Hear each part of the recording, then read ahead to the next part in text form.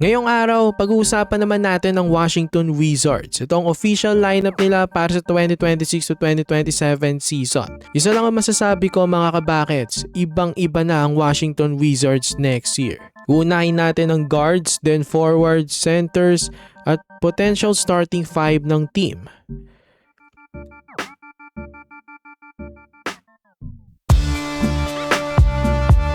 So una sa guards, Trae Young.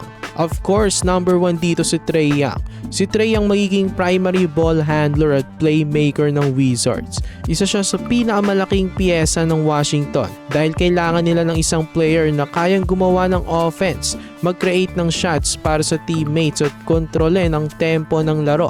Last season, nag-average itong si Trae Young ng 15 points, 3 rebounds at 6 assists.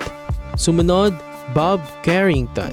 Isa sa mga players na pwedeng magbigay ng playmaking at energy mula bench. Importanteng magkaroon ng Wizards ng young guards na matututo habang naglalaro kasamang isang veteran floor general na si Trae Young. Last season, nag-average itong si Carrington ng 6 points, 3 rebounds at 1 steal per game. Sumunod, Bilal Coulibaly. Listed as a guard pero yung kanyang size ay pang wing dahil nasa 6'7" siya. Ang role niya ay maaaring combination ng defense, athleticism, transition game at spot-up shooting. Nag-average last season ng 8 points, 5 rebounds at 1 assist. Sumunod, Trey Johnson. Ito ang isa sa pinaka-exciting na young scorers ng Wizards. Nag-average ito ng 8 points, 3 rebounds at 2 assists per game. Sumunod, Justin Champagnie, officially listed as guard forward. Dahil sa kanyang size, pwede siyang gamitin sa iba't ibang lineup combinations. Depende sa kailangan ng coaching staff. Last season, nag-average ito ng 13 points, 3 rebounds at 3 assists. So ayan ang mga guards, dumako naman tayo sa mga forwards. Unahin natin si AJ Dibantsa, ang number 1 pick overall ng 2026 draft. Siya ang pinakamalaking addition sa franchise. At 6'9", mayroon siyang combination ng size, athleticism at scoring ability na inaasang magiging malaking bahagi ng future ng Washington. Malaki ang posibilidad na agad siyang magkaroon ng major role sa kanyang rookie season. Sumunod, Anthony Davis. Of course, hindi natin pwedeng kalimutan si AD. Secondary position niya, center. Pero obvious naman, isa siya sa pangunahing big man ng team. Si AD ay defensive anchor ng roster. Rim protection, rebounding, interior scoring, switchability, marami siyang kayang gawin. At kung healthy siya, napakalaking advantage para sa Wizards yon. One of the best bigs ito pag healthy. Last season, nag-average itong si AD ng 20 points, 11 rebounds at 1 block per game. Sumunod, Keyshawn George. Isa siya sa mga young players na pwedeng maging importanteng complementary piece sa lineup. Malaking tulong siya sa spacing para kina Trae Young at Dibantsa at Davis. Last season, nag-average ng 15 points, 5 rebounds at 4 assists. Sumunod, Chris Middleton. Malaking tulong naman ang veteran presence nito para sa Wizards. Si Middleton ay may championship experience na. Para sa isang roster na maraming young guns, napakahalaga ng ganitong klaseng veteran. Hindi lang scoring ang kailangan mula sa kanya, kailangan din ng leadership. Last season, nag-average ito ng 10 points, 3 rebounds at 2 assists.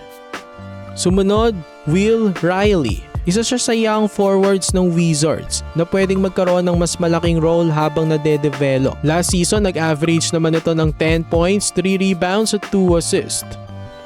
Sumunod, Cam Whitmore. Isang athletic, aggressive scorer na maaaring magbigay ng energy sa offense mula bench. Kung magiging consistent siya, pwedeng maging isa siya sa mga scoring options sa second unit. Nag-average ito last season ng 9 points, 3 rebounds at 1 assist.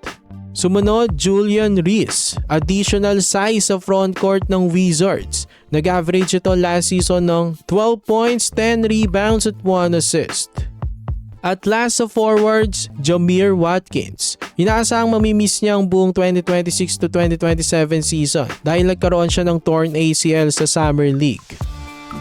So ayan ang mga guards at forwards. Dumako naman tayo sa mga centers. Unahin natin, DeAndre Ayton. At 7 feet tall, malaking addition siya sa frontcourt ng Washington. Isa siyang traditional big man na kayang mag-rebound, mag-score inside at magbigay ng physicality sa paint. Last season, nag-average naman itong si Ayton ng 10 points, 9 rebounds at 1 block per game. Sumunod, Alex Sarr. Isa sa pinamahalagang young players ng Washington. At exciting dito ay maaari siyang matuto directly from Anthony Davis.